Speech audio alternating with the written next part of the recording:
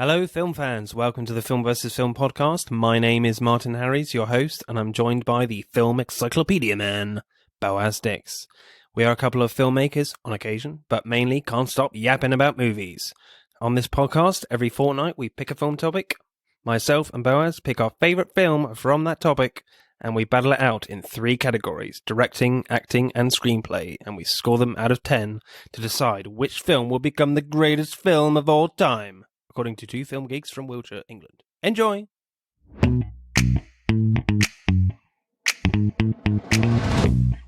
Do it now! Do it now! This week we are obviously doing Arnold Schwarzenegger films. Yeah. My pick is Predator, John McTierman's Predator. Get to the chopper! Already going into carnage, this podcast. You ugly motherfucker. Yeah, I adore this film. I have seen it many, many times. Arnold Schwarzenegger, I think there's certainly 2 eras of Schwarzenegger. The 80s stuff, and then after he was governor of California, which a lot of that stuff ain't great, if I'm honest. Would you agree? Or? Yeah, I haven't really watched much of like the stuff that he's done actually after he was a lot governor of of California. I think the only film I watched. No, I've watched 2 after he was governor of California. Yeah, that I can remember. So Terminator Genesis, which is like just the worst Terminator movie ever. So bad. It is such a bad film. And probably my least favourite Terminator film. And then the next one I watched was a film he actually did with Sylvester Stallone, where they have to escape like an unescapable prison. Oh yeah, seen it? No. I didn't think that was that. Seen it. I didn't think that was that bad actually. That was kind of the script seemed very sort of 80s heavy, like it was just like an 80s film that they were doing. I didn't think that was too bad. Yeah, certainly like pre-governor, he had certainly stuff, his action films and then his comedy films. Some of his comedy films is great, like Twins. I really like his. How his interplay with Danny DeVito, and that film's amazing. Yeah, it's really funny. But gotta love the action movie stuff, man. Oh no, yeah. That's his bread and butter. And oh my god, what was that other comedy film that he was involved with Danny DeVito, where he was pregnant? Junior. That was it, Junior. What the hell? Yeah, I have a soft spot for that as well. I ultimately went with Predator because for birthday parties we chose a film to watch, and one of my mates chose this, and I'd never seen it before. We were like 13, 12 or something. The dad had to phone around everyone to see if it was all right to watch because obviously it's an 18. But yeah, I really love it. It is a good film. I know it's very, very 80s, but who cares? Yeah, this is directed by John McTiernan, the great John McTiernan. Unfortunately, doesn't really make movies anymore. He did Die Hard. So yeah, directing, I think first up, the opening scene is actually just really cool. Got to mention the music by Alan Silvestri, the composer, who has done the Avengers films, actually. Really? Yeah. The music's just so iconic of, the helicopters going through and landing, and they all get out of the helicopter in silhouette, and there's Arnold Schwarzenegger just taking his time, his red t-shirt, lighting a massith cigar. We always joked as kids, it's always like a massive cigar. Know. Yeah, it's as big as a person, like, in the giant hands of... Yeah. He just takes his time and comes out and chucks his bag out, and you just follow him walking into the hut or whatever to the general until the music stops. It's just so cool, that bit. Son of a bitch. Yeah. Yeah, and he's like, Dylan, the CIA making you push too many pencils. Yeah. Got giant muscles. It's just insane. Yeah. Any other directing? Yeah, I think it's really entertainingly and very sort of visual. Yeah, it's trying to think. I do. Again, this seems more action oriented, away from the plot. But where they take down all those guys in the jungle, just the regular guys, the cartel guys, or wherever the hell they're from. I'm not entirely sure. doing that mission. Oh, I like that. the action scene. Oh, yeah, that's really good. That's that was really good. like, violent. It is. It is, yeah. The explosions are pretty huge. I know. Like, you're supposed to rescue people in this game. Like, no, blow everything up! Yeah, exactly. I was like, there's only one survivor. Yeah. No, and also some like quintessential sort of like action sort of dialogue of like and just all, so like, macho shooting man. at the hip, just Yeah. Or when that guy gets shot, I ain't got time to bleed. Yeah, I love that. I love that. And and Arnold Schwarzenegger. That's my favorite. I think maybe one of my favorite Jesse lines. Ventura. But you remember where he throws that giant, is it machete at some guy and like literally attaches him to the door? Oh, yeah. Stick around. Yeah, that's great. Yeah. The pacing of the film I quite like, actually, because I remember seeing The Predator, the Shane Black directed sequel, I think. Yeah. You know, I really didn't like that film at all. Neither did I. I was just like, ugh, what have you done? Yeah. You know. Wait, which one is this? Is this the newest one? Okay, I haven't actually watched that one, but it doesn't look too appealing. Great, yeah, so I'm not quite interested in it. The reason why I've mentioned that film is because there's like no suspense in that film at all. It's just action. There's just nothing. In this, there's a lot of great tension building in this film. You know, in that action scene that we just mentioned, they all slowly like crawl down to the ledge and see what's going on. They scope it out. It's great. But I love the pacing of the film where they slowly reveal the Predator. It's a slow burn. Yeah, they only really show little glimpses of the Predator until right at the end. After they destroy that military complex, you see the Predator in that thermal imaging. Yeah. And he picks up the scorpion and you see his hand for the first time. You're like, ooh. Yeah. Pointy fingers. Yeah. No, I do love the use of the Predator's thermal vision. Yeah, and it's so iconic now. When you see that, even the noise as well. The noise. Yeah, it doesn't particularly look great now, but it doesn't really matter. No. When you see that, you see, oh, that's Predator vision. And it's great also having like a first-person view of the creature as it's stalking its prey. Yeah. And even the noise when it comes on is now iconic. Oh yeah, it's great.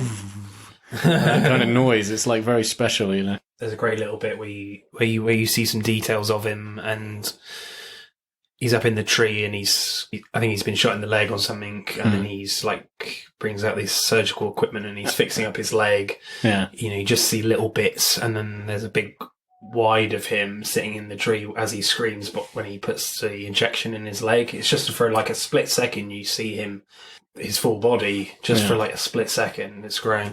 Yeah. And then when you finally see him, you know, when he comes out of the water in full predator mode, you see the whole thing. In all his glory.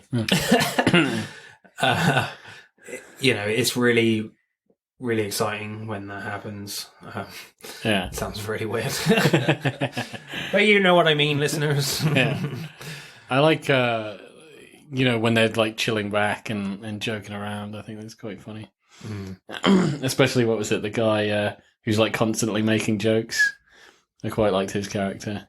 Oh, yeah. You know, he keeps trying to get that Indian guy to laugh. Jesse Ventura, who plays Dwayne. Blaine, rather. Dwayne. The Rock's in this? No. But yeah, no, that I think he's quite funny. He keeps trying to get the Native American guy to laugh. That is really bad jokes. Yeah. Yeah, I was those bits are a bit dated. I think. I think they're kind of funny. Just a tad crude. I think. I thought they were funny. Because I think because Shane Black's in this film, he plays Poncho. Oh. And I think he only agreed to write this film if he could be in it. Nice. With all these other massive dudes. Sweet.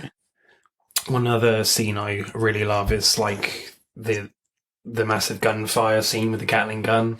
I think they just shoot the Predator takes out Hawkins, I think. Yeah. And then they just all of them just unload. Yeah. Literally everything. Oh no. Jesse Ventura dies. Yeah. And they just all unload. And Bill Duke, who plays Mac, grabs his minigun, chain gun, whatever you call it, and just literally unloads, and then everyone joins him and just unloads. It's just a great tight shot where you see all of the gunfire all in a really nice close-up. It's so, mid-shot kind of thing. And it's just so good. I could just imagine, me and my dad always used to joke about the special effects guy just like pressing all these buttons on this board, just blowing up the forest like really quick. Yeah, that was a really cool It's thing. just pure like testosterone, masculine ridiculousness. Yeah. I think the deaths are really well done as well. Like they're all kind of like built up really well. I think Dylan's one I quite liked because he's kind of doing like trying to do a pincer movement thing with Mac because they think they've seen him in the trees, and then like the Predator shoots off his arm with the machine gun on, and it's still, there's a shot of the arm just still firing the gun. Yeah, that was a good one, yeah. You know, and he takes him by the throat and Wolverine style stabs him through his body. Yeah. That was great. I think my favourite death is where he blows off that guy's head. You know? Oh, Bill Duke. Yeah, that was it. Yeah, Bill Duke. Yeah, where he blows off his head. That was insane. Especially as he's awesome, like, that guy. he's peeking through, like, what the fuck? And then the now very iconic red dots. Oh yeah, bang. That's the first time you see it in the film, I think, isn't it? Yeah, I think so, yeah. And now it's quite become late a into it. Yeah, he's. I quite like his character. Who was it that died? Because it's like his friend that died, like the bigger. Oh yeah, Blaine. Yeah. Blaine, yeah, and he's torn up about it. He's really, and you could tell he's really pissed off at Dylan, at his character, and there's that scene that kind of really freaked me out where he's making so much noise or something like that. And he goes behind Dylan and is like, I'll bleed you out. I'll cut you right here and just leave you in the forest, Yeah. One negative I have, I think, is when into the final act when Arnie's been chased by the Predator through the river. It's a great moment, actually, when you finally think he's safe and he's covered in mud and the Predator goes in the water. You're like, oh, shit. Yeah. And then, the Predator comes up and you see him in all his... You ruined that thing. He comes out. Glory, yeah. You see the whole of him. I literally can't put this in a better way now. Yeah. But you just see his sexy body go thump thump thump. And he can't see him because he's covered in mud. Yeah. But the next scene, like when he's like, that really corny 80s montage scene where he's preparing all the traps and the knives. Yeah, and he doesn't have that much mud on him. No. I'm just like, I think you need to put some more mud on, dude. He can probably see you. And you're lighting a fire. Yeah, exactly, yeah. I'm not sure but that's forgivable, I think, because the Predator's preparing as well. So they're both preparing for a big fight. Yeah, exactly. He knows he's over there somewhere. He's like, lighting a fire and all that. But he's like, oh no, I need to prepare my leg a bit more. Sharpen my knives. Well, there's even that shot where he's using the laser thing to clean or do something with his knives. You remember that bit? I think so. Yeah. Yeah, that's pretty cool. That's the only gripe I have, I think. Yeah. I thought it was kind of a shame how the Native American one, he kind of Billy, knows. Yeah, he knows there's something going on. Cool. I think that's kind of cool and sort of a bit mystical. He just sort of knows there's something wrong. And when he has he's preparing a duel with him, he's gets shirtless and a knife and everything. He's going to do this right. That's a really good death as well. It is a good death, yeah. And that was pretty good. He's a great character. He dies really quickly. Yeah, he's got some great lines. It kind of shows you that, the Predator means business. This is something not to be messed with. I just love a great sacrifice death. That's the sacrifice death in the film. With the other two, they were just being overconfident and it's more like I'm holding the line. Yeah, like in Train to Busan. Yeah. Holding the line. I'll buy you time. I love that bit where he just takes his machete out, paints a red line across his chest. There's supposed to be blood. It's really cool though. Are there directing moments that you like? The look of the Predator. This is not really a directing moment, but the look of the Predator when his mask comes off, that was always a shock. Think how actually disgusting he really does. Oh, when he takes his mask off. When he takes his mask that off, scene's really well done. It is really well done. And there's quite a lot of build-up. I'm glad it happened right at the end, but just the build-up of, holy crap. That whole thing of just building the tension of the scene. The only thing I didn't like about that is the subsequent fight is a bit naff, I think. It is, yeah. Well, I think it doesn't really kind of fit, and it happens in a lot of like horror films or... I know you have like such a great build up. Yeah, you have a great build up, but it's one.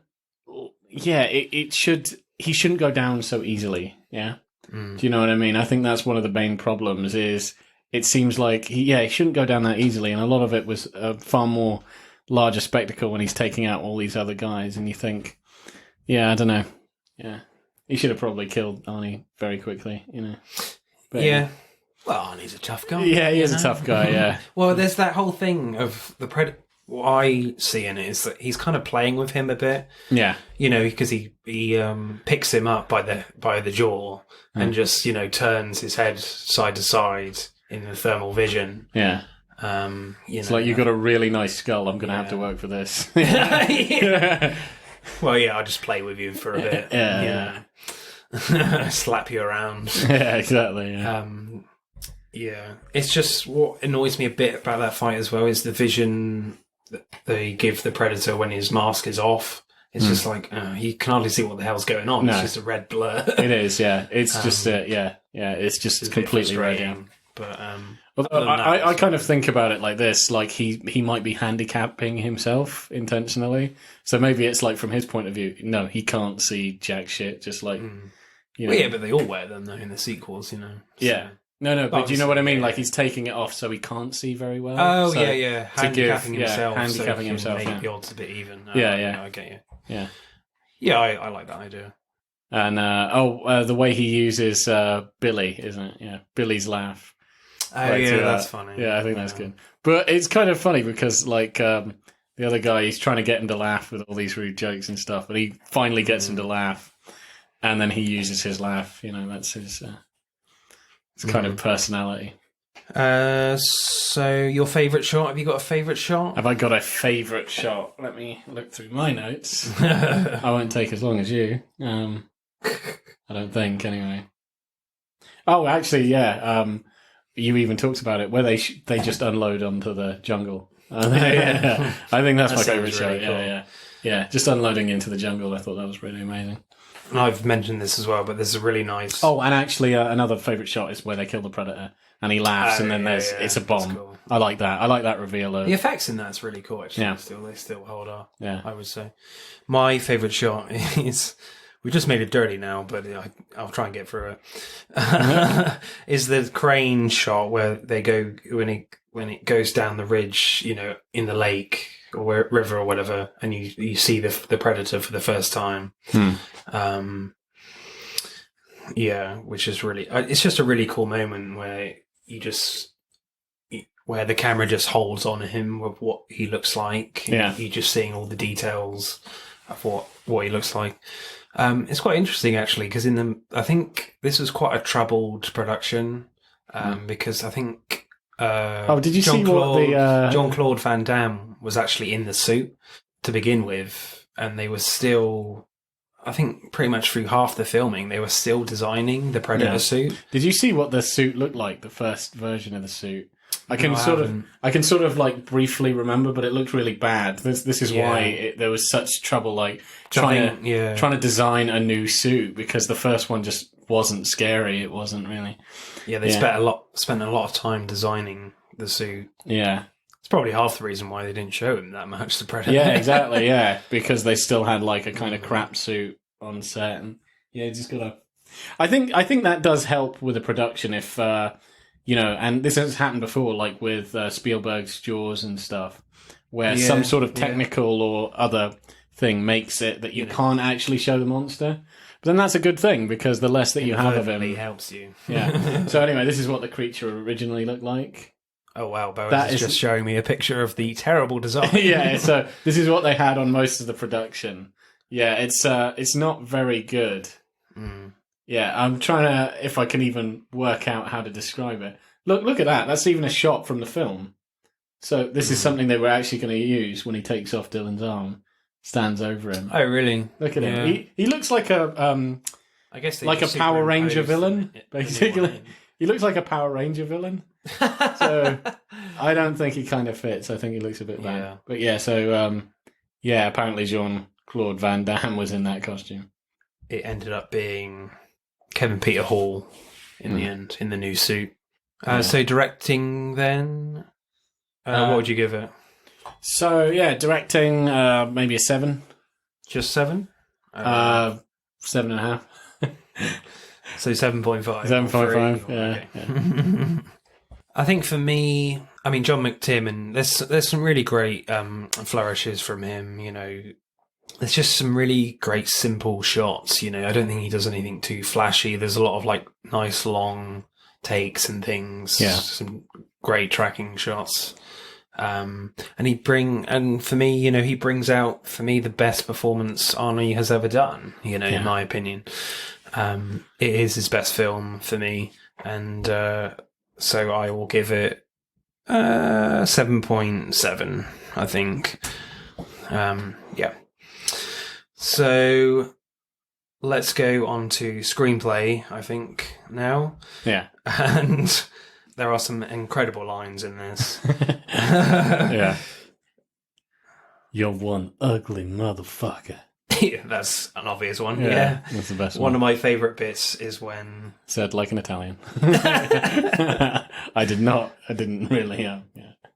The classic ones are, you know, get to the chopper! Yeah. And if it bleeds, we can kill it. Yeah. Which is the then title of an awesome cue musical music. I sent you. Yeah. But it's so cool, though. You know, Arnie says, if it bleeds, we can kill it. And then cue music. The music is so fucking good in this film. Yeah. Really uplifting, really like, really And there's and then in the when they take out that that militia in the jungle, they Jesse Ventura and Hawkins, I think, they're together, and then he says, "Bitch is stuck in like an Alabama tick." And then Hawkins is like, "You're bleeding, man." He's like, "I ain't got time to bleed." Yeah, I love that. And then Hawkins is like, "Oh, okay." Because he's even You got like time that. to duck? Shoots a grenade, and then a load of crap comes down. Oh my god. It's just so good. Yeah. No, the way they go back and forth with each other is quite funny. Bitch is stuck in like an Alabama tick. I just love that line. That character was so cool. Yeah. Always chewing gum. Well, no, he chews tobacco in the helicopter. Oh, he chews tobacco. Okay. It's like, this will make you a sexual tyrannosaurus. I gotta start chewing tobacco. My God, the 80s were Weird. interesting. I also love Billy's character as well. I think he has some really great lines to just build the tension. He's the character that just like raises the stakes a lot. Yeah. You know, he's got things like, there's something out there waiting for us, and it's no man. We're all gonna die. Stuff like that. Well, I like that. It made me laugh, in the rewatch for this, but it's still pretty. No, but I do like that he kind of knows. He's the like while they're all like thinking, this is an easy mission, and you know, there's nothing to worry about. He's the only one clued up. Yeah, he knows what's happening. What's your favourite then? What's my favourite? Stick around. Really? Stick around. Stick around. I think mine has got to be, I ain't got time to bleed. Yeah, that's a really good line. That's a really good line. Really cool. Yeah. I think screenplay, it's just a really great traditional action epic, you know? Yeah. From the 80s. And it doesn't try to do anything complicated. You know, I just love a film, you know, like Alien and things, where you have a bunch of guys that are in a sticky situation and they're trying desperately to get out of it, and one by one they all get taken out, and then you have the big showdown. And I just love the way, you know, it's written at the end where you have the montage scenes with the Predator and Arnie facing off. It's really cool. So screenplay, I would give, like a 7.2. You know, well, no, 7.7. I would say. Okay. Yeah, because 7.7. I'll go back to 7.5. Same. Exactly the same. Exactly the same. I think it doesn't do anything special. I think it's just the performances and the lines that really lift this film, you know? Yeah. So with acting then, as I've said, I think this is Arnold Schwarzenegger's best performance. I don't think he's been better. I think with like the Terminator films, he's just been told to just play a robot, you know? He doesn't have to do anything particularly special, but I just feel like he's really convincing in this film. I think when you make really tough guy actors look scared, I think you get a really good performance, you know. And I think this film does that especially. Yeah, I think there are parts where they definitely all look shit afraid, even though they're like the toughest people in the universe. Yeah, it conveys that pretty well. I think one of my favourite acting moments is just before Arnold Schwarzenegger and the Predator face off, and he's all prepared. He's standing on the rock. He lights the torch, and he goes, "Rah!" You know, it's such a great iconic moment, and I just love that bit. Do you like that moment as well? Oh yeah, definitely. It's really you're with him. You're like, let's get this motherfucker. And also, there's a really like funny moment. Swings off to the tree, and then he's hugging the tree, and then he sees the Predator like come right behind him on the same tree, and he has this great side eye that he does. He goes, "Oh shit, I need to move." I love that bit. This was not in the script of my plan. No, I think Arnie does a fantastic job in this film. Yeah. And Kevin Peter Hart, I think, who actually plays the Predator, is really good as well. Yeah, well, the physical acting of it. Yeah. Well, he's got this kind of... the Predator is a kind of unusual sort of creation because he has that sort of dignity of like a man and like a hunter and a higher intelligence, which comes across. But then he's also a beast. He is just like... Well, he's a killing machine, yeah. But you have that kind of like intelligence, but also roaring and like... visceral action where he's still kind of an animal, you know? Yeah. I mean, I don't know the origins of what the Predator is all about, but I don't really care. I don't want to know. No. You know, and you have that really great opening scene right at the beginning where you just see the ship, pan across, and then you just see literally just a little white flash go into the earth. And it's not explained why that's happened at all, why he's landed there. It doesn't fucking matter. Do you think like the sequels and stuff kind of ruined it by trying to delve a bit more? Yeah, I guess so. And it's just, I think fans, they want more films, but it's just so hard to make. You have this same problem with the Alien franchise as well. It's like, the first films were so simple and simplistic. But that's why they were great. They're just so simple, just great romps. Yeah. And all the sequels just make everything really complicated. And it's just like, we don't want, we want something different, but we want the same thing at the same time, if you know what I mean. You get what I mean? I kind of get what you mean. But then it's hard to capture that sort of lightning in a bottle. Yeah. You want more. You just don't want to copy what the original has done. That's why a lot of the sequels are just a bit like, meh. Yeah. Maybe franchises. Yeah, exactly. Maybe just end it after the first one, I don't know. And I want to talk about Mac a little bit as well. Bill Duke, I think he has a great performance as well. He has some great lines as well, which I forgot to mention in the screenplay bit. There's a bit where he's like running up a hill, and he's a bit out of it because of, his best mate's Blaine has died, and he's just going, "I'm going to have some fun. I'm going to have some fun." You remember that bit? Yeah, I think Where so. He's just got the gun and he's just like trying to run up the hill and he's just really out of it. It's like, "I'm going to have some fun. I'm going to have some fun." It's just really funny. And the whole shaving thing is just weird. Cool though. It's cool. Yeah. I don't understand why he's shaving. I do. It must be a sweat thing, or just a nervous tick thing, or because he's literally just shaving sweat away from his face. Just grows really, really quick. I don't know. Stop shaving. You don't have a beard.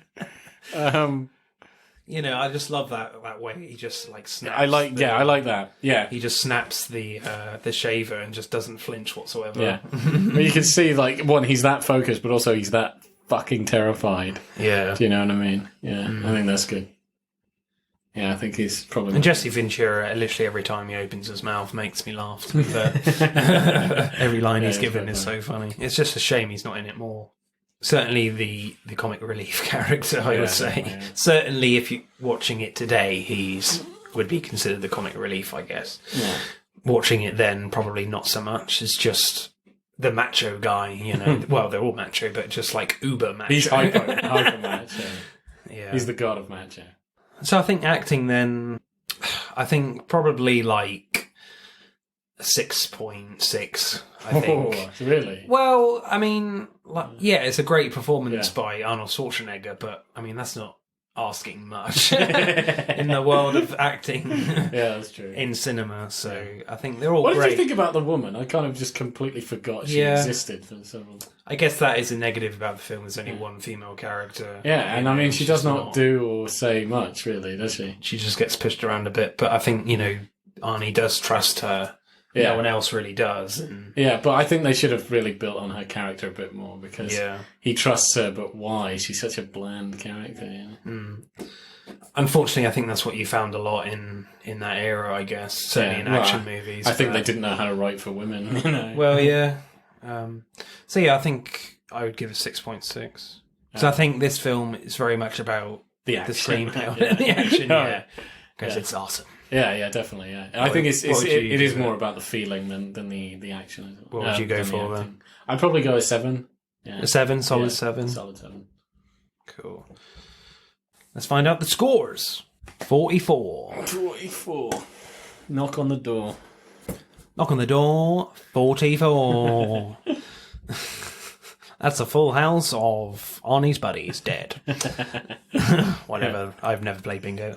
Really? Oh my god. Could have fooled me.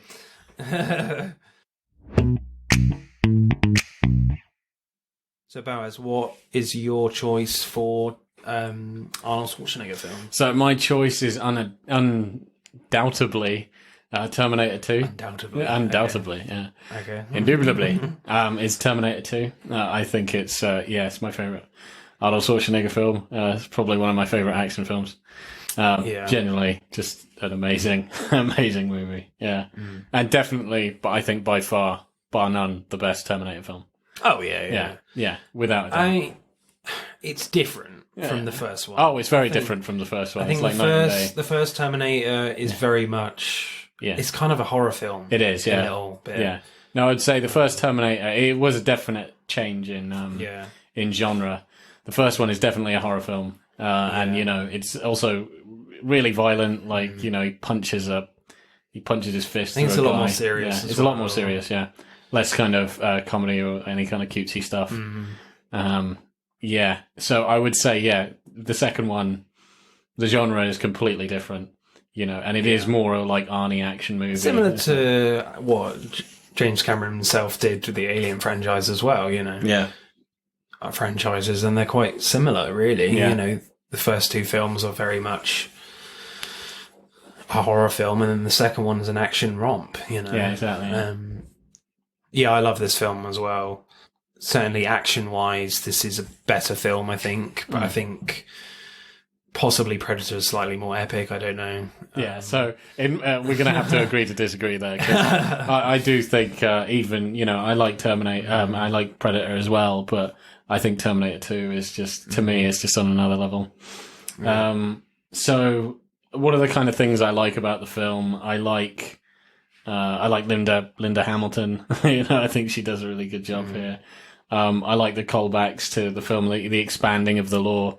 And Robert Patrick as the T-1000. Yeah, should we talk acting first? Yeah, let's talk acting first. Let's do this more structured.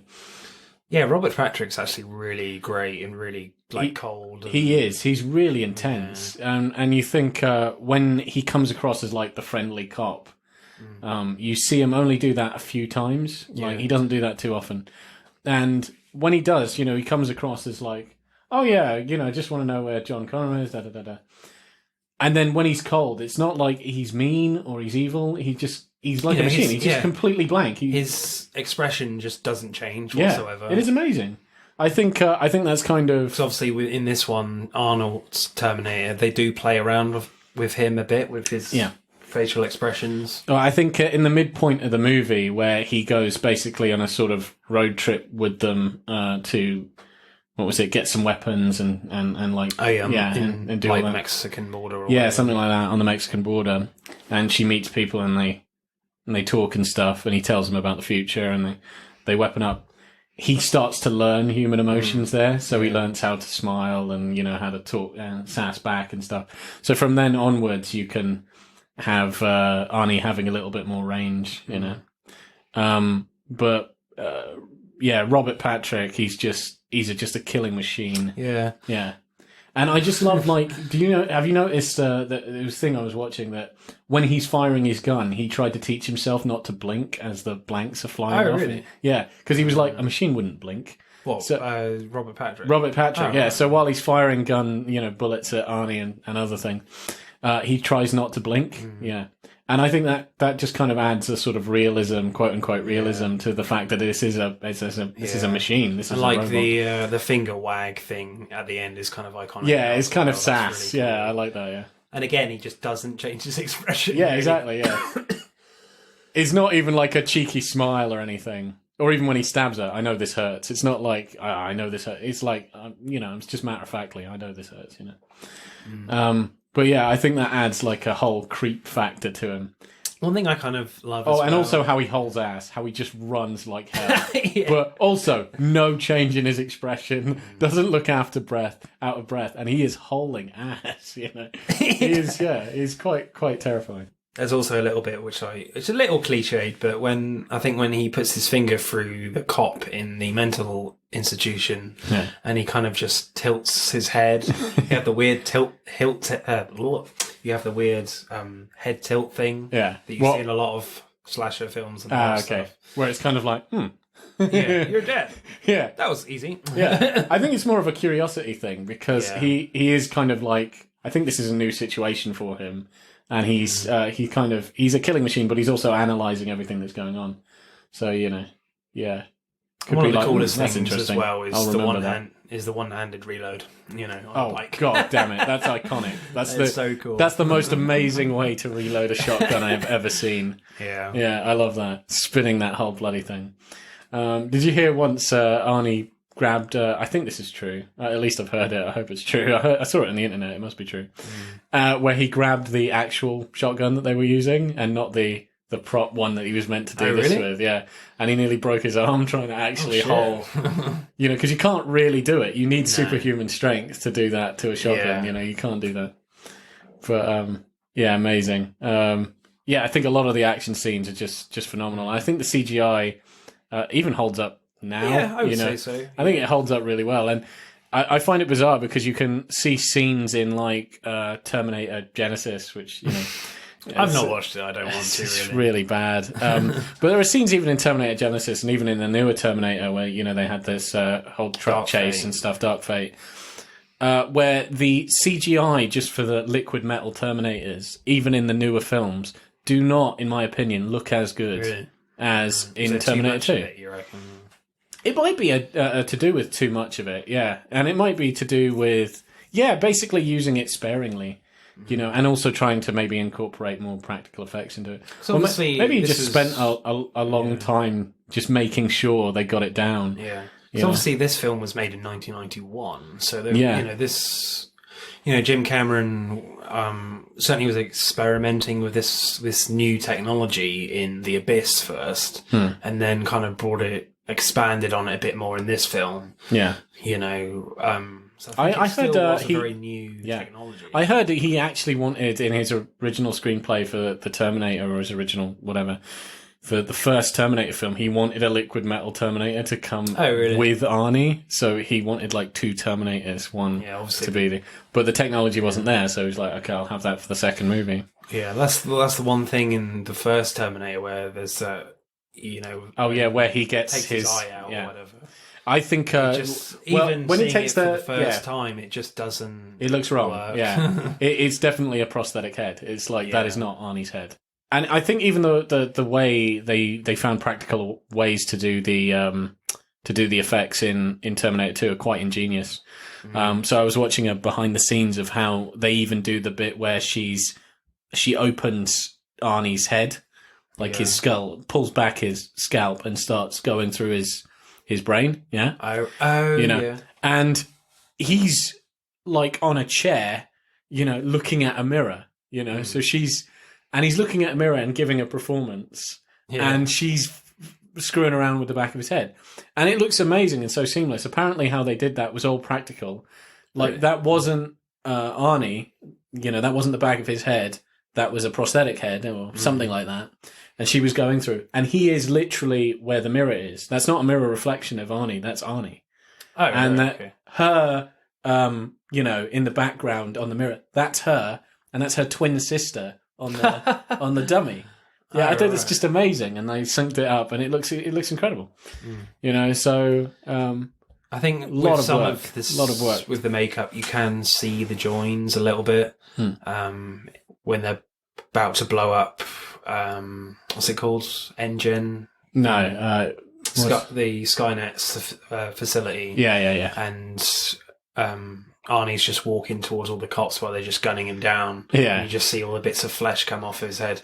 You can, certainly on a rewatch, you can see when it's a double. I mean, when it's a prosthetic and Arnie. Yeah. But, that's forgivable. Yeah. Yeah. I still think it looks fairly good.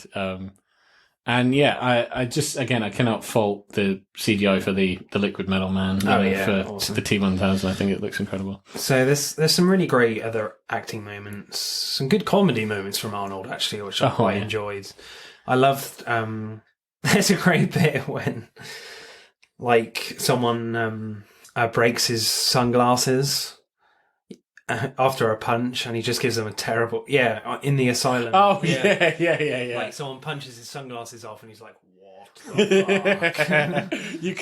You can see his eye through where she's destroyed the lens. Yeah. And he's just like, for God's sake, just grabs her by the face and throws there's a funny little smirk when he picks up the Gatling gun. Yeah. That's quite funny. Yeah. He looks to John like, yeah. Yeah, that was amazing. There's a lot of really, really good scenes. And I also like I think like character development of the T-800 itself.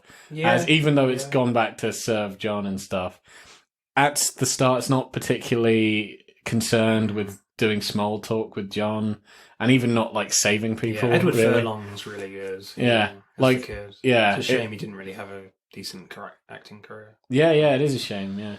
But how he's just like, he's willing to kill people. Like very easily, like because that's what he does, And if you you probably know this, but Arnold Schwarzenegger doesn't kill anyone in this film. Yeah, other than the T-1000. Yeah, exactly. Yeah. But I think that's kind of amazing because it's like he's going to kill several people throughout the film, and then John stops him and says it's wrong to do, and he just like maims people horribly, but doesn't kill a single person.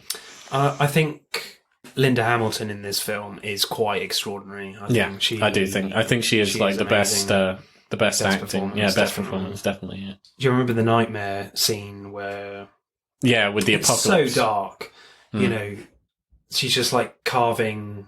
Was it No Fate into the table, and you see her like on the fence, and this whole family are just enjoying themselves, and then the bomb goes off, and they literally all get vaporized, and they're all burning alive, and it's so dark. And I know. Like, oh my god! And her on the fence as well, like trying to rock the fence, and she's on fire. Yeah, that was insane. And like, you know, she sees herself in the family. That's her, you know. Yeah. And it's just an incredible performance and really great sound design as well. Like, because you hear, you know, all the family and then the explosion, all the burning. But what you don't hear is her screaming on the other side of the fence. You hear the fence banging loads, but it's just quite extraordinary. Yeah, you know, I love the scene where, like her screaming. but her like facial acting, like when she sees the T-800, you know, is literally she's just slides. She's doing a sprint. She's kicked the crap out of loads of guards. They've got her grabbed and what have you, and she's running away and she sees him, and she literally just grinds to a halt, slips on the floor, and is like, just the look on her face, like, oh my god, yeah. You know, and the sound design is really good as well, like the music, what it cuts into, you know. It does a really good job of just making you think, oh shit. It just, you know, that sound design just reinforces just the helplessness that they're in this horrible situation. Yeah, I like that it goes all echoey. If they fail, literally everyone will die. Oh yeah, there's just so many like really cool scenes. Yeah. Like there's too many to actually mention. But it's just incredibly dark. You know? I think you know, really there is definitely there is a bleakness that Judgment Day is. I mean, it's Judgment Day. It's just going to be the worst thing imaginable, and it plays with this whole thing. It's fate, and you know it's going to happen, and this hopelessness. Do you reckon this film would still be an 18 today? Probably not. I don't think so. I think they're kind of not with that scene. What, with people burning alive? I think there's like a hell of a lot worse out there nowadays. Really?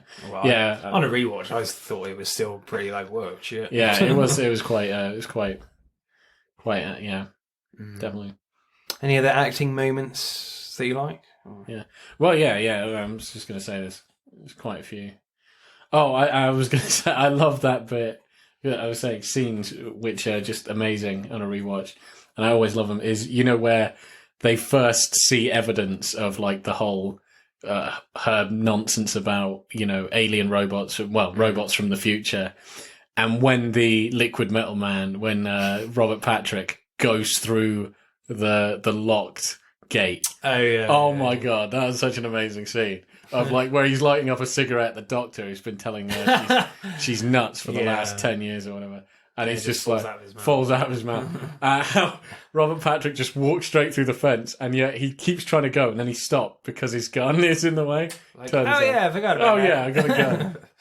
This is quite a funny comedy moment. And I also love the practical effects of every time he gets blown apart by a shotgun. You know. So, what's your favourite performance then? So I would put it between Linda Hamilton and Robert Patrick. So Linda Hamilton, because she emotes a lot in this film. Like, she goes through all kinds of like a huge range of emotions. She's angry, she's compassionate to John. You know, she becomes more understanding of the Terminator. You get sad moments. She gets really shocked and stuff. And I like when she's gonna kill. Is it Dyson? The guy that makes the. You know, goes to his house and tries to blow him away in front of his entire family. Like, I love that, like, his death scene. I love a death scene on this podcast. Oh, yeah. Well, we were talking about, like, you know, hold the line death scenes, sacrifice death scenes. That's a really good one. Yeah, in a very different way, though, because obviously the way they use his breathing, you know, he breathes really quickly and then it's just, the breathing just slows down. Ever so slowly, but the breathing's really sharp, you know. It's just like a ticking clock with breathing. Exactly, because he's got the detonator on. He's got the whatever the hell on top of the detonator. So when he'll die, it'll drop on the detonator. Yeah, it's great. Your favourite performance? So as I said, Patrick or Hamilton? So it's between them. So as I was trying to reiterate, like Linda Hamilton goes through a huge range of emotions. It's amazing. Robert Patrick is kind of the opposite. He doesn't emote no matter what. He is like cold, you know, and calculating. I think, you know, I think just for creep factor, the fact that he sticks in my mind, even as a really amazing villain, even after all these years, I'd probably give it to Robert Patrick. As just kind of a scarier Terminator. His physicality is really interesting as well, because he's not a particularly big guy. No, Traditionally, if in these type of action films, you would have someone even bigger than Arnold Schwarzenegger. Exactly, yeah. To try and as a dick measure. But no, he's not exactly big at all. But I think that's what makes him scary, is because the way that character can change shape. Yeah, it's also when they do you their need him to be huge. Exactly, but when they do their first fight and at this point, you don't exactly know. I think I've heard a lot of people say you don't know that the T-1000 is bad. Yes, you do. He definitely, because a lot of people said this. You're not sure. You're definitely not sure. Well, he kills the cop straight away. He kills the cop. He murders the cop straight away. He's definitely the bad guy. He's definitely evil. And he's looking for John. But with Arnie, you're not entirely sure he's a good guy, right? Because obviously going in, if you know nothing about it, you assume straight away that Arnold Schwarzenegger is the villain. Yeah, exactly. So it's like they could have both been the bad guy. I do love the whole scene where he goes to rescue John and he's got the shotgun in a case of roses. Do you know what I mean? Yeah, and boom, comes out the shotgun. Good use of slow-mo. Yeah, definitely, yeah. And he shoots Robert Patrick before he shoots John. Yeah. But, as I was saying, when we're talking about a villain thing, that's great because you'd think, okay, Arnie versus this little fucker, Arnie's going to mop the floor with him. He shoots him, he goes down, he gets back up and kicks the shit out of Arnie, so you think, okay, this is... this guy's serious, Yeah. I think I would probably go with Linda Hamilton. I think she is definitely a lot better in this film than Terminator 1. As you said, she goes through a whole range of emotion. She's quite extraordinary in this film. Yeah. So I think acting, I would probably go with 8.2. Yeah, I'd give that. I think that's good. Yeah. What about you, Boaz? Yeah, I'll go 8.5. Right, let's go to directing, I reckon. The opening battle, I think, is still great. The futuristic battle. Oh, yeah. Every time they do. Great puppetry, great use of miniatures. And I love the fact that people like Chris Nolan and others, they still use miniatures in their action cinema, which is great. Well, the whole nuking... Practical stuff is king, really. Exactly, but the whole nuking we were talking about, Linda Hamilton's vision, that was all miniatures. You think all those buildings and trains and all that shit just exploding. Yeah. Well, didn't have to use any CGI. In those days, that was the only way you could really do it. Yeah. And it still looks pretty effective. It does. It still looks really good, so... Yeah. Definite props. Yeah, and I want to talk about Stan Winston, the special effects supervisor, who did Predator as well, actually. We talked a little bit about the special effects, but I think they're just, they hold up really well still. Yeah. One of my favourite scenes is when the T-1000 is in the asylum, and it's just... he's flattened himself out. Oh, yeah. On the check floor, and he just comes up. Where the guy steps on and then walks, and then you see a face emerge on the footprint, and just that was amazing. Cool. It still looks incredible. It's just simple effects that just look great. Really, you don't need to make it too complicated. Yeah, definitely. I think James Cameron is certainly just using what he could to great effect, really, not overcomplicating things with the character. But also, what I was talking about is the blending of basically this new sort of CGI, which must have taken a lot of focus. Maybe the reason why it looks so good, the liquid metal effects now, whenever they try to replicate them, they're not quite as good, is mainly because those are really sort of the only CGI in the movie, is the liquid metal effects. And almost everything else is practical.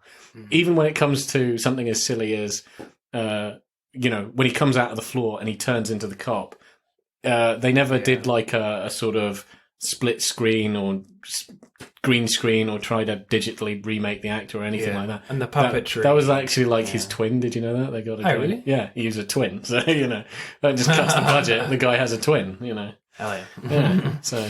But, I mean, the puppetry is still really cool. The bit where Arnold, when he's trying to convince Dyson... that this is real, Oh, and he tears off his... He cuts his arm off. That's still really great. That still kind of creeps me out a little bit. And he's just playing with his fingers. That does look really real. Yeah. And it's all covered in blood. Yeah. It's really cool. Yeah. And all the makeup of all the bits of flesh just coming off the Terminator's metal skull. That's really cool. Exactly.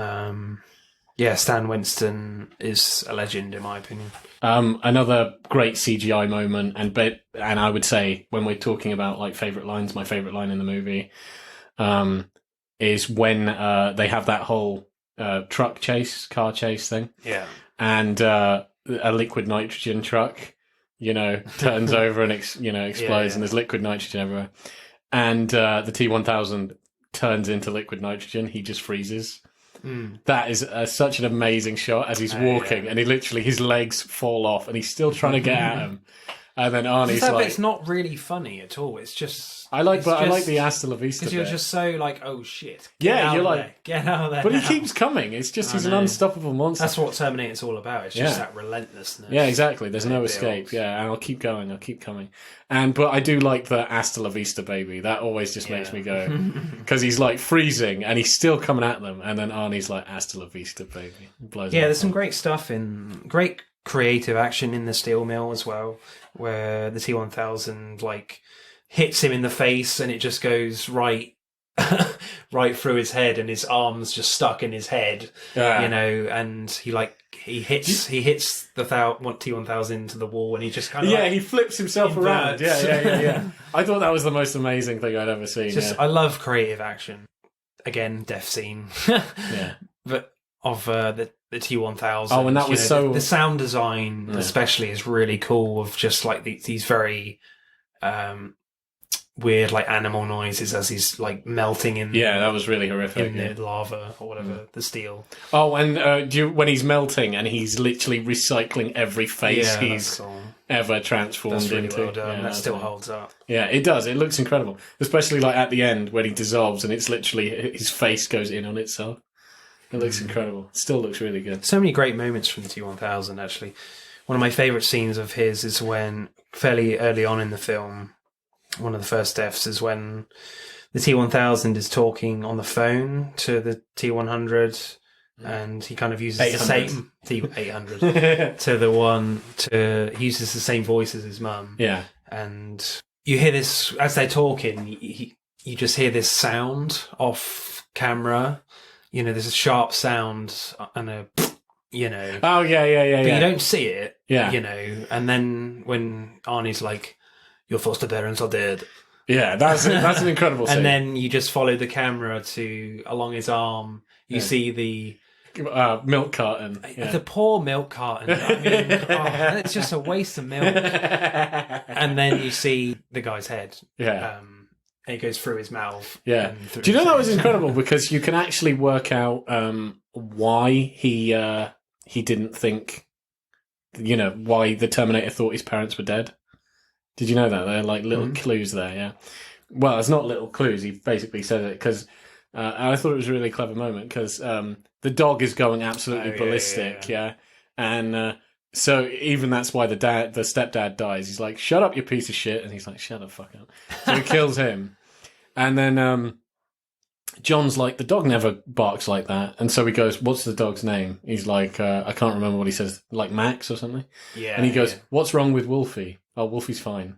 It's like, he's got no fucking idea who the hell Wolfie is, yeah. Very simple, but clever. Yeah. We're kind of working backwards in this. But I love the moment where like Arnie is like gearing up, in all the biker gear, and then you get the really cool music "Bad to the Bone" song come on, and you're just like driving off. Yeah, and then you go into the and in that moment, there's a really cool moment when Arnold nicks the guy's sunglasses. He does it like really quick, grabs it, and then puts them on really slow. It's like, I need to be really cool. Oh yeah, because that's where he takes the dude's shotgun as well, doesn't he? Yeah. It's like, bang. Yeah, that was amazing. Another favourite scene. There's a lot of great scenes in this.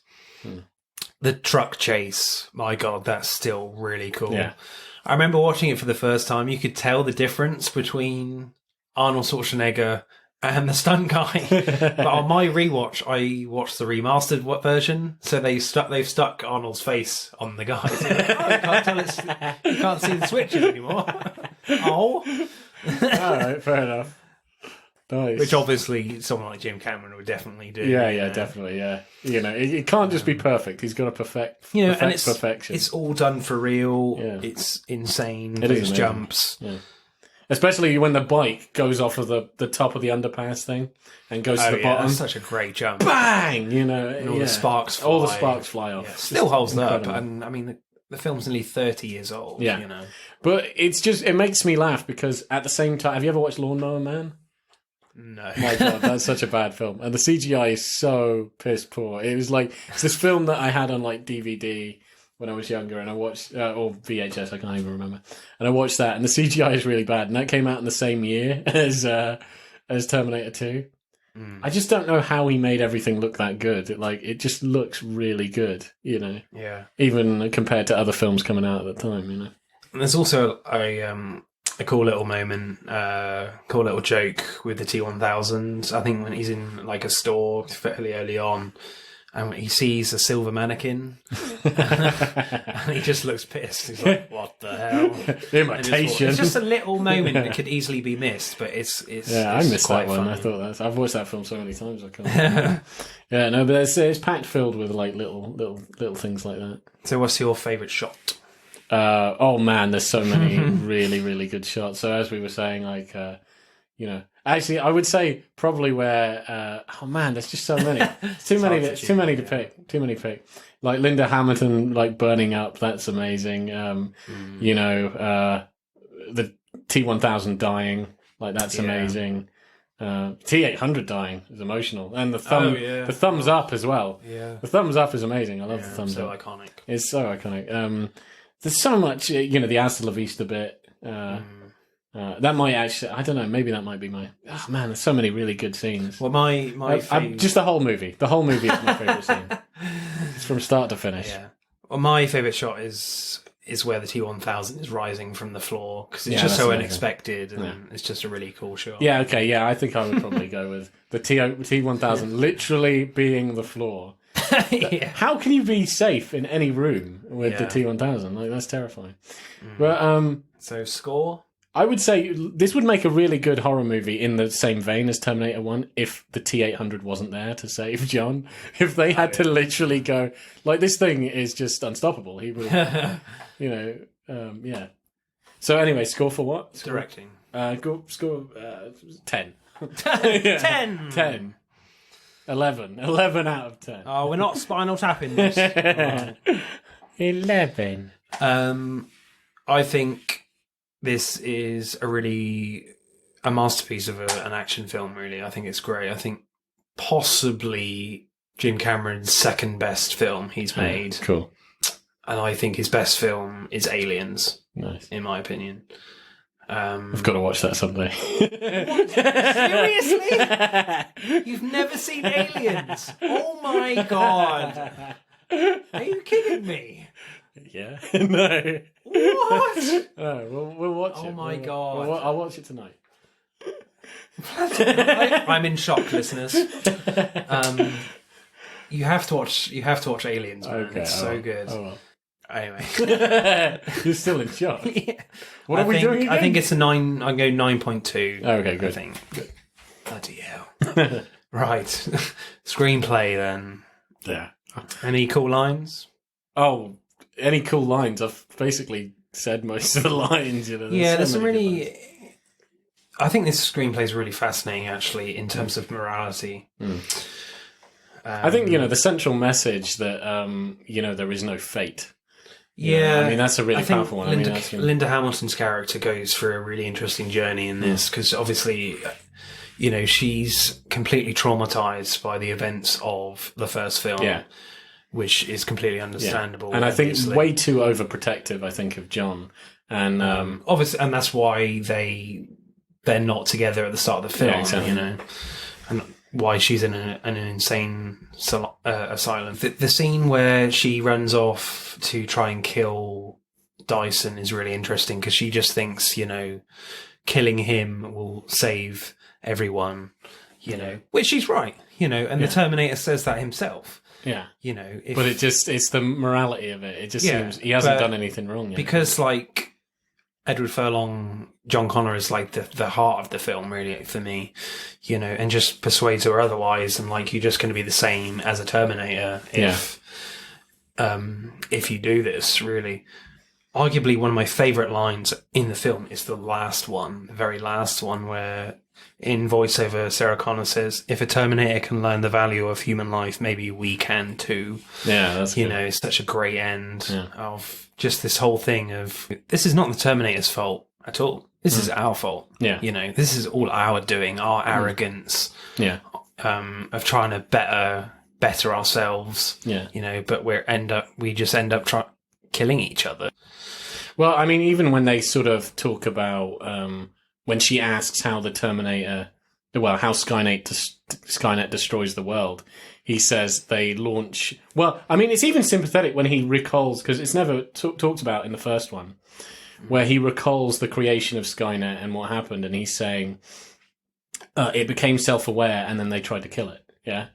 Do you know what I mean? Mm-hmm. So I'm not saying Skynet is the good guy, but it learned how to be cruel because of people. You know, they tried to kill it, it tried to kill them. And then how it tried to kill them, it threw nukes at the Russians because it knew that the Russians would nuke the shit out of the Americans. So it knew people would destroy each other, and then literally they're just trying to mop up what's left. So yeah, people are the reason this happened. You know. I think, Sarah Connor's character, that character just goes through a really great journey, I think. But I do think John is kind of the heart and soul of the film, and trying to teach people to be a little nicer to each other. Yeah. Because you see him in the beginning as just this really bratty kid. I think he was quite bratty, but he does kind of learn. I think the moment you can say that he starts to learn, because he was like stealing and doing other kind of bad sort of things. And I think the moment you can see the change is when the Terminator, I think, what was it? He picks him up, It's like keeping him still. And he's like, "Let go of me, let go," and he goes of him. And these other kind of part of his change, and those kind of asshole guys come over there, and then he starts insulting them. You know, dickwad. You calling me a dickwad? And he goes like, kick their ass, because he's not quite a nice boy now. It's like, kick their ass, and then he tries to kill them. And I think at that moment, like, most of John's advice is like, whoa. That's a bit extreme. You just can't kill people, man. You can't kill, I don't know. He doesn't explain why at all. He just says you just can't do it. You know. Yeah. And also in that scene, the standing on one leg joke still makes me laugh. Yeah. It's like, put your leg down. I'm like, oh, yeah, sorry. Do the moonwalk. Spin on your head. Just imagine the Terminator moonwalking backwards while elbowing them in the face. Yeah. Anyway. And also the Terminator himself goes through like quite an interesting journey. Part of his mission parameters is to, take orders from John, and he's trying to, throughout the film, he's trying to work out, why John is crying, and he says, "What's wrong with your eyes?" It gives the character some intrigue and connection to John, makes him care a little bit more. Yeah. I know it sounds weird, but I like the end as well. Yeah. Like, he's got to kill himself, and he's broken and busted, and he's like, "I know why you cry." Yeah, he says at the end. He's like figured out. He says at the end, "I know now why you cry, but it's something I can never do." Yeah. He has a stronger understanding of why he's doing it. Yeah, I think like by that point, it's like become his choice to like save the world and stuff like that. He didn't need to sacrifice. Well, he did obviously to save the world, but that's not part of his mission parameters to have destroyed himself. Do you know what I mean? But it ensures that he saves the world. Which, of course, is not so if you watch Terminator 3. That kind of undoes that. So, actually, literally every other Terminator film sort of sucks. Yeah, that sucks. I would actually say it kind of sucks because Terminator 2 I've not seen Dark Fate, though. I haven't seen, like, properly. I've seen bits and pieces. But I think you're always going to have that problem with Terminator sequels after Terminator 2 because Terminator 2 ends it definitively. It ends it so definitively. They nip the future in the bud. It's all gone. And then also, like, from a character intention point of view, and the it's nipped in the bud with a sacrifice of the main character. He sacrifices himself so any other film is going to just kind of, I don't know, it's just cheapens it. And it cheapens it. Yeah. Apparently, in Dark Fate, they kind of like Alien 3 it. I won't spoil it, but I kind of have already. But if you know Alien 3, So another film I haven't watched. So I literally have not watched screenplay. I've watched the first Alien. I'll watch them all at some point. Oh, God. Anyway, screenplay. Then I think this screenplay is really good. I just love the morality complexes that this screenplay gives. Yeah. So I'm gonna. The Terminator doesn't talk much, but when he does talk, it's really meaningful. Or when any of the characters do, really. So I'm going to give it 8.8. I think. Cool. Sweet. How about you, sir? I'll give it a 9. 9. Solid 9. Not liking the decimals. No, not a fan of the decimals. All right. I am. A bit tired of the decimals. It just makes the movies, yeah. Okay, 9.1. There we go. All right. Okay. I'll give you a decimal. You love your decimals. Actually, let's talk negatives a little bit because I think there are some. I don't think it is a flawless film. It's not a flawless film, no. Yeah, you can't really make one. There is one thing which is kind of annoying and just weird and unnecessary when Sarah is in the insane asylum or the mental institute. What, and that guy sexually assaults her? Well, he just licks her face. Yeah, it's like, why? I don't get why that's in the film. Well, I think maybe because when she kicks the crap out of him, it's like, you scumbag motherfucker. I think it's to give I think it's just to give a really. But she kicks the crap out of everyone. Yeah, she does. But it was good that she kicked the crap out of that guy. Yeah, I don't know. It's just weird. It does seem weird, but to me, it's like, yeah, fuck that guy. I don't know. And I know it's a great moment when, Arnold Schwarzenegger comes back after he's died the first time. But when it comes up saying alternative power, I'm like, well, all right. Oh, yeah. Can you done that a bit earlier? Yeah, exactly, yeah. Man, he got fucked up. I really... It's a tad convenient. I think, what was it? Genuinely, I thought he was dead. Yeah, but... yeah, I do kind of agree with that. It's a bit convenient that he does that a couple of minutes afterwards when they're literally going to die. Like, John and Sarah Connor are basically going to die. They've got nothing against them. It's just a tiny thing. Yeah. And just the mini. Man, he did get screwed up. Predator. Yeah, I did like. Sorry to go backtrack, but the final fight between him and the Terminator was really amazing, and just shows how outmatched he is. Yeah. He gets his head just completely caved in. So the final score for Terminator 2: Judgment Day is 53.8. Nice. Which whips the Predator's ass, which only scored 44. Oh, no. Just because Boaz doesn't like decimals. Well, I gave acting 6.6 for that. Yeah, exactly. You shot your own horse in the face. I still love Predator because it's just so corny. Yeah. I do think it's a good film, but I still think Terminator is just... Yeah. Actually, that would be a great film, wouldn't it be? Like Terminator versus Predator? No, don't do it. Don't do it. That's it for this week's pod. Thank you for listening. We hope you enjoyed it. If you'd like to find out more about the podcast or suggest future topics for us to discuss, you can find us on Instagram at Film vs. Film Podcast and on Twitter at FVF_podcast. See you on the next one. Pod signing off.